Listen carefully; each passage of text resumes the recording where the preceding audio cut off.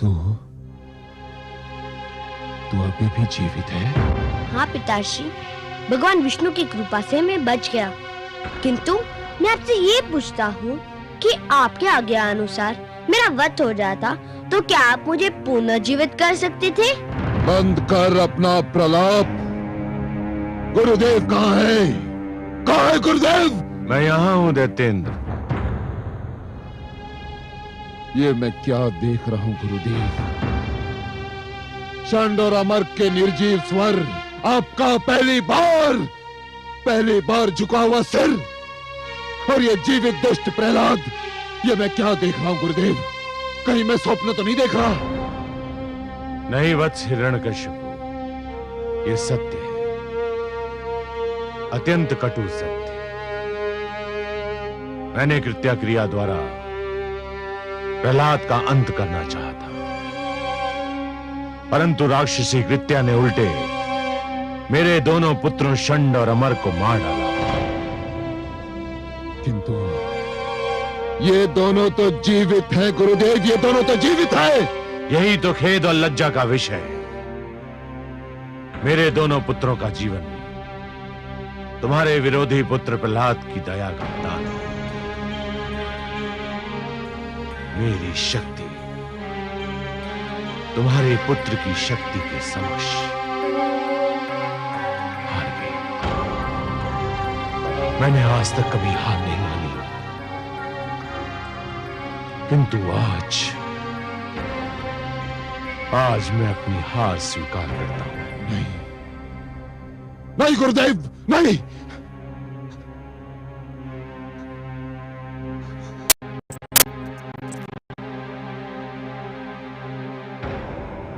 ये नहीं हो सकता, ये नहीं हो सकता, मैं ऐसा नहीं होने दूंगा, ऐसा कदापि नहीं होने दूंगा। तेरे विष्णु ने मेरे भाई को छीना, मेरी बहन को छीना, और अब मेरे गुरुदेव को छीन लिया तेरे विष्णु ने।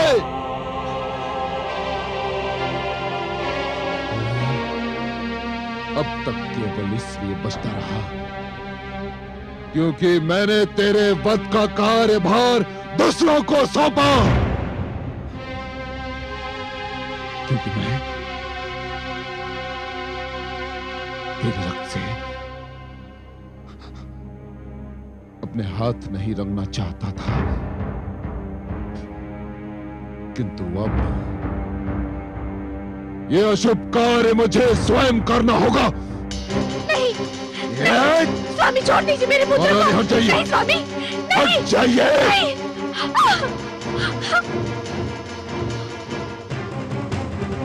अब कोई नहीं आ सकता तेरे और मेरे बीच।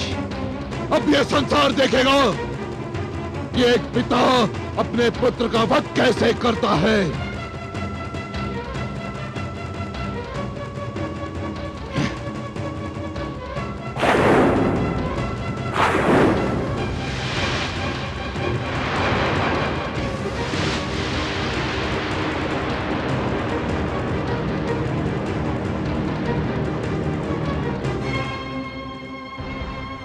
अब मैं इस आसुरी खड़क से तेरा शीश उतारूंगा। सारे संसार में घुमाया जाएगा तेरा शीश, ताकि संसार में जो भी विष्णु भक्त बचा है तेरा कटा हुआ शीश देखकर विष्णु का नाम भूल जाएगा। मैं यहां बैठे सबको चेतावनी देता हूं कि कोई मेरे और इस दुष्ट के बीच आने का साहस न करे। हे आदरणीय पिताश्री, मेरे और आपके बीच तो कोई बहुत पहले से आरंभी से उपस्थित है। कौन है वो? मेरे श्री विष्णु भगवान। नहीं प्रहलाद, कहाँ है वो? मुझे क्यों नहीं दिखाई देता? आप अपने मन से झूठा अहंकार हटा दीजिए, वे आपको भी दिखाई दे जाएंगे। झूठ बोलता है तू, झूठ बोलता है। तेरे विष्णु में इतना साहस नहीं कि वो मेरे भगवान हिरण्यकशिपु के समीप आ सके। समीप नहीं पिताश्री, वे तो आपके भीतर भी है, बस आप देखने का प्रयत्न नहीं करते। तो रोक ले अपनी जीभ, रोक ले, अन्यथा सबसे पहले मैं तेरी जीभ काट कर फेंक दूंगा, जिस पर तू बार बार मेरे भ्राताश्री और बहन के हत्यारे का नाम ले रहा है। आप जीभ काट देंगे तो मैं मन ही मन उनका नाम लूंगा। मेरे विष्णु के लिए स्मरण ही पर्याप्त है। वे हर मन में है, कण कण में है। अच्छा, तो तेरा विष्णु तेरे मन में है, हर कण में है।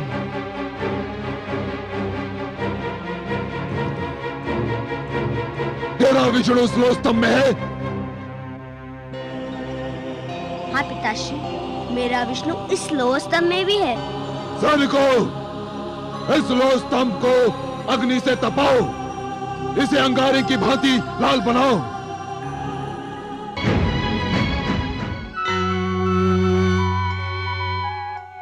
विष्णुलोक में आपका स्वागत है आदि प्रजापति। हे लक्ष्मी नारायण, रोकिए, इस नरसिंहार को रोकिए, नहीं तो अनर्थ हो जाएगा। आप ही कोई उपाय बताइए ब्रह्मा जी। मेरी समझ में नहीं आ रहा है। मैंने प्रहलाद के भाग्य लेख में उसे हिरण्यकशिपु के हाथों मारा जाना नहीं लिखा है। दूसरी ओर मैंने हिरण्यकशिपु को भी ऐसा वरदान दे रखा है कि वो मर नहीं सकता। इसीलिए मैंने सदैव यही कहा है हे ब्रह्मा, कि वरदान देने से पहले यह अवश्य सोच लेना चाहिए कि वरदान किसे दिया जा रहा है, क्यों दिया जा रहा है। जिसे यह वरदान दिया जा रहा है वो व्यक्ति इस वरदान का पात्र है भी या नहीं, और यदि है भी तो क्या वो उस वरदान का उचित उपयोग करेगा या नहीं। वो उस वरदान को आत्म सुख का उपहार मानेगा या दूसरों को दुख देने का शस्त्र। हे ब्रह्मा, जिस प्रकार शिशु के हाथ में खड्ग थमा देना अनदेखे संकट को निमंत्रण देना है, उसी प्रकार एक दुष्चरित्र व्यक्ति को वरदान दे देना अपने लिए और सृष्टि के लिए घातक घटनाओं को निमंत्रण देना है। आप सत्य कहते हैं, पर धनुष से बाण निकल चुका है। वरदान तो मैं दे चुका हूं, अब क्या हो सकता है। आपको कुछ तो करना ही होगा। मेरे वरदान के अनुसार हिरण्यकशिपु न दिन में मर सकता है, न रात में, न घर के भीतर मर सकता है, न घर के बाहर, न धरती पर मर सकता है, न आकाश में, न कोई पशु से मार सकता है, न मानव अथवा देवता, न कोई अस्त्र उसकी मृत्यु का कारण बन सकता है, और न ही शस्त्र।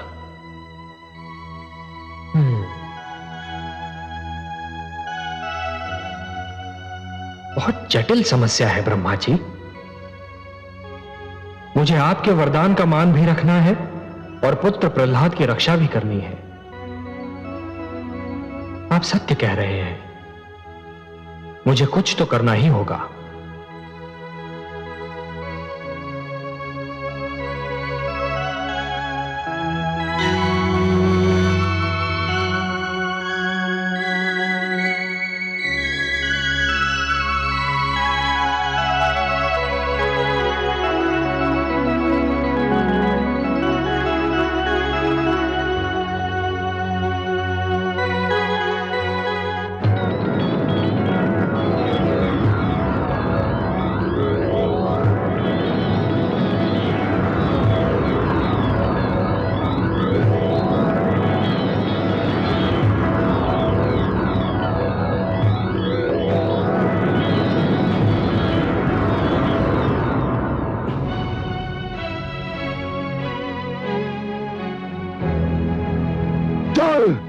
नहीं स्वामी, मत ले जाइए मेरे लाल को, छोड़ दीजिए उसे, क्षमा कर दीजिए, मत ले जाइए उसे, क्षमा कर दीजिए स्वामी, मत ले जाइए, मत ले जाइए, मत ले जाइए।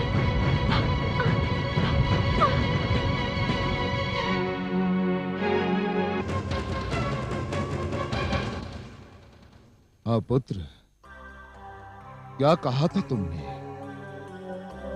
इस लो स्तंभ में तेरा विष्णु है। यदि इस लो स्तंभ में तेरा विष्णु है तो जा गले लग इसके, जा।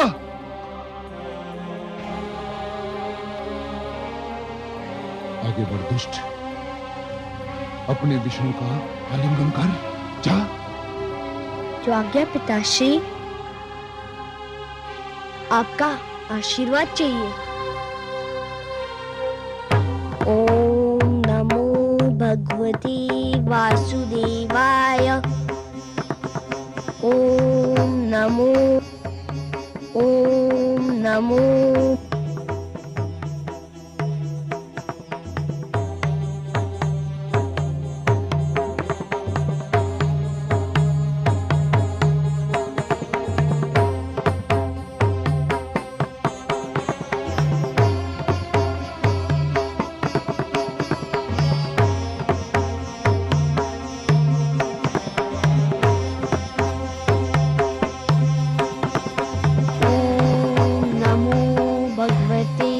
वासुदेवाय। ओम नमो भगवते वासुदेवाय। ओम नमो भगवते वासुदेवाय। ओम नमो भगवते वासुदेवाय।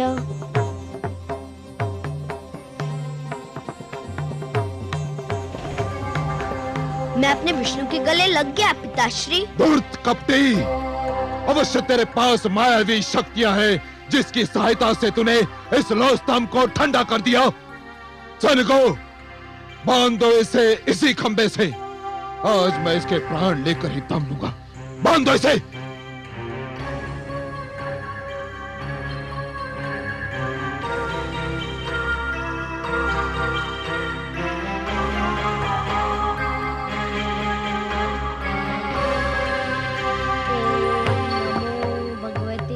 वासुदेवाय। ओम नमो भगवते वासुदेवाय। ओम नमो भगवते वासुदेवाय। ओम नमो भगवते वासुदेवाय।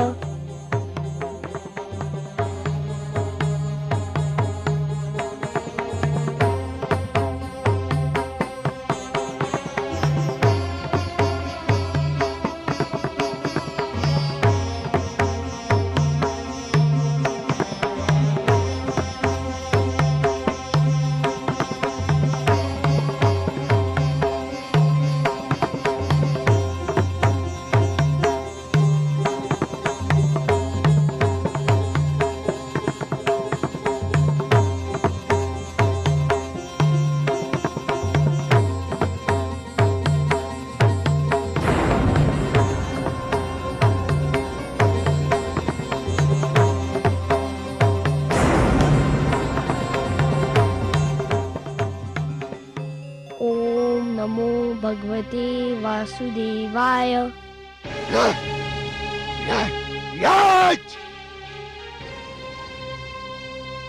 अब तुझे कोई नहीं बचा सकता, तेरा विष्णु भी नहीं। हाँ,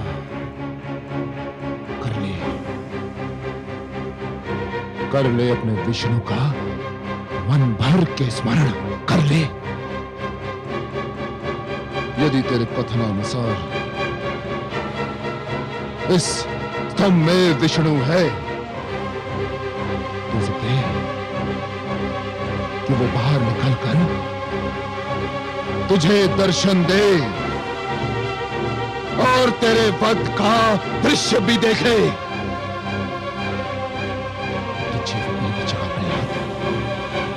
अब तू जीवित नहीं बचेगा।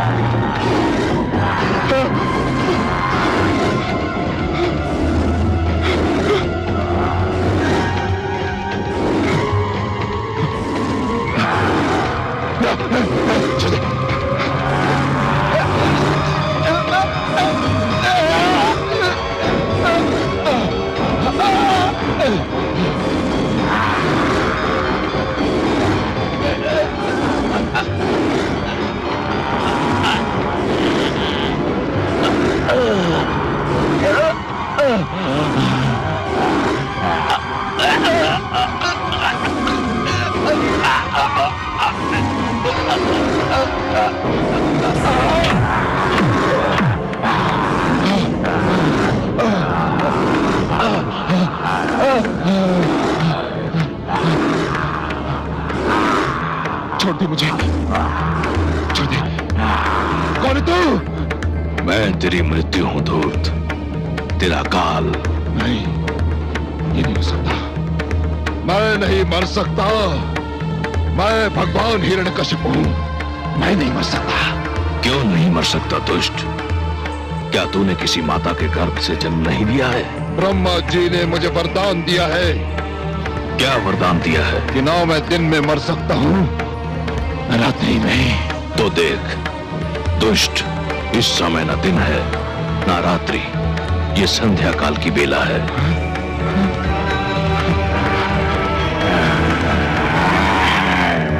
ना मैं घर के भीतर मर सकता हूं, न घर के बाहर।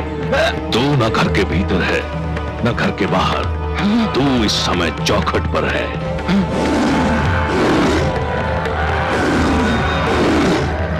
ब्रह्मा जी ने कहा था कि ना मैं धरती पर मर सकता हूं, आकाश में। ब्रह्मा ने सत्य कहा था। देख, तू इस समय ना धरती पर है ना आकाश में। तू धरती और आकाश के मध्य मेरी गोद में है। और क्या कहा था भाग्य विधाता ने? उन्होंने कहा था कि ना मुझे पशु मान सकता है न मानव। मुझे ना कोई पशु मानेगा ना मानव। मैं आधा नर और आधा सिंह। मेरा नाम नरसिंह है। और क्या कहा था? उन्होंने कहा था कि मेरी मृत्यु अशस्त्र संभव है, न अस्त्र से। मेरे हाथों में ना कोई अस्त्र है ना शस्त्र। मैं अपने नखों से तेरा उदर चीर कर तेरा वध करने जा रहा हूं। अरे बचाओ, अरे बचाओ, कोई। तेरा अंत निकट आ चुका है मूर्ख। तू बच जाता तो एक ऐसी परंपरा का जन्म होता जो समस्त सृष्टि के लिए अनर्थकारी सिद्ध होती। पिता जन्मदाता है, यदि वही अपने पुत्र का वध करने लग जाए तो सृष्टि का क्या होगा? बचाओ।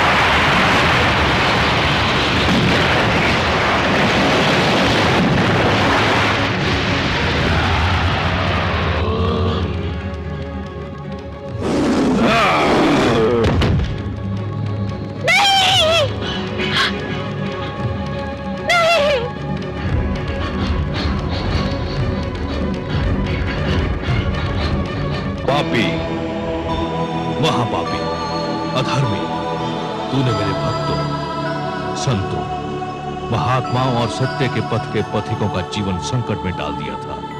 मेरी ही इच्छा से प्रहलाद जैसे भक्त का जन्म असुरकुल में हुआ, ताकि तेरे अभिमान को तेरा ही रक्त ललकारे और संसार को यह ज्ञान भी हो कि असुरों में भी महापुरुषों का जन्म संभव है। हे नराधम, तूने ब्रह्मा से छल द्वारा एक वरदान क्या मांग लिया? तूने वास्तव में यह समझ लिया कि तुझे मृत्यु से मुक्ति मिल गई। मूर्ख, परमेश्वर के अतिरिक्त जन्म और मृत्यु के चक्र से कोई मुक्त नहीं है। तेरे मन में यह भ्रम समा गया कि तू श्रेष्ठ है, तू सर्वशक्तिमान है। हे दुर्बुद्धि, हे दुर्मते, केवल ईश्वर श्रेष्ठ है। ईश्वर, केवल ईश्वर सर्वशक्तिमान है। केवल ईश्वर सर्वशक्तिमान है।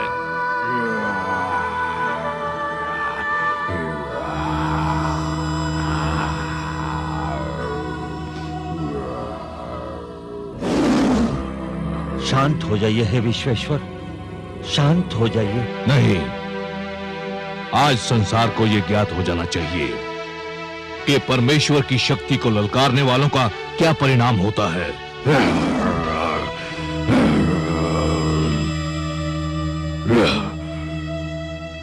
हे जनार्दन, हे लक्ष्मीपति, दुष्ट हिरण्यकश्यप अपने परिणाम को पहुंच गया है। अब अपना क्रोध रोक लीजिए। नहीं, अभिमानियों को यह ज्ञात हो जाना चाहिए कि उनका अभिमानी सिर किस प्रकार पैरों तले रौंदा जाता है।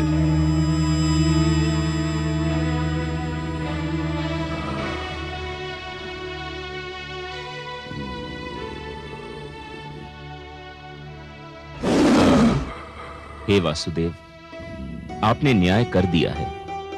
हिरण्यकशिपु के शरीर के साथ उसका अभिमान भी ठंडा पड़ चुका है। अब अपने प्रकोप को समेट लीजिए, नहीं तो समस्त सृष्टि उसकी चपेट में आ जाएगी। इस पापी ने स्वयं को ईश्वर कहा था, स्वयं को सर्वशक्तिमान कहा था, मेरे भक्तों को कष्ट दिया था। देख ले, आज समस्त संसार देख ले कि स्वयं को ईश्वर कहने वाले, स्वयं को सर्वशक्तिमान मानने वाले किस प्रकार धूल में मिला दिए जाते हैं।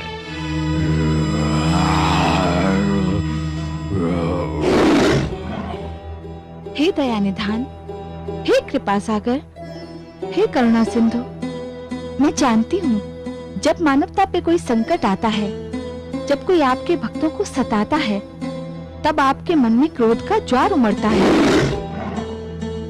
परंतु हे सर्वेश्वर, आपके भक्तों के शत्रु को आपने अपने हाथों से मारा है। अब तो आप शांत हो जाइए। कैसे शांत हो जाऊं? अधर्म को कैसे सहन कर लूं? अधर्म मेरे समक्ष मृत पड़ा है और अधर्म को तो मैं मृतक रूप में भी नहीं देख सकता।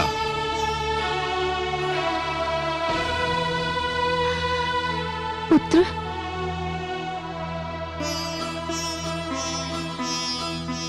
पुत्र, इनके क्रोध का कारण है तुम्हारा कष्ट। केवल तुम ही इनके क्रोध को शांत करा सकते हो। यदि इनका क्रोध शांत नहीं हुआ तो प्रलय आ जाएगी, सारी सृष्टि संकट में पड़ जाएगी। आओ पुत्र। ओम नमो भगवते वासुदेवाय। हे मेरे वासुदेव, मेरे विष्णु, मेरे मन में जन्म से आपकी जो छवि बसी है वह बड़ी सुंदर, बड़ी कोमल, बड़ी मनमोहक है। मैंने हर पल उसी छवि को पूजा है। हे जगदीश्वर, मुझे आपके इस विकराल रूप से डर लग रहा है।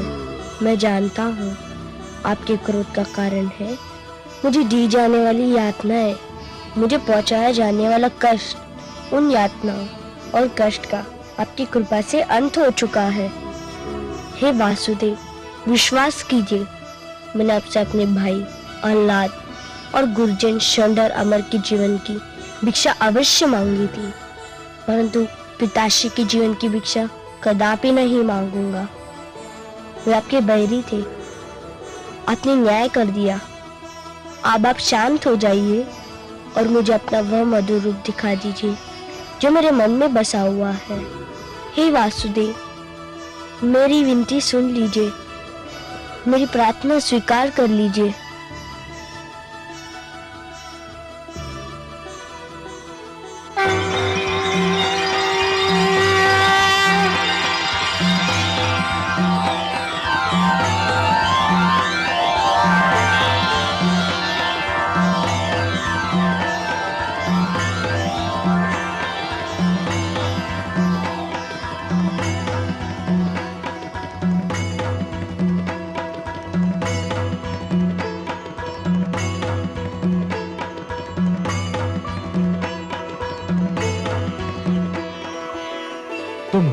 पुत्र, तुम धन्य हो। तुमने असुरों के बीच भक्ति की सुगंध फैलाई। तुमने दानवता के अंधकार में सत्य का दीप जलाया। तुमने असभ्यता की इस कीचड़ में सभ्यता का कमल खिलाया। तुमने इतनी छोटी आयु में मेरी राह में इतने सारे कष्ट सहे, परंतु अपने धैर्य का साथ नहीं छोड़ा। तुमने सबको यह दिखा दिया कि एक गुरु कैसा हो, शिष्य कैसा हो, शिक्षा कैसी हो। मैं तुमसे अत्यंत प्रसन्न हूं पुत्र प्रहलाद, अत्यंत प्रसन्न हूं। तुम मेरे परम भक्तों में गिने जाओगे। जब तक ये समस्त संसार रहेगा, कोई भी तुम्हारा नाम कदापि नहीं भूल पाएगा।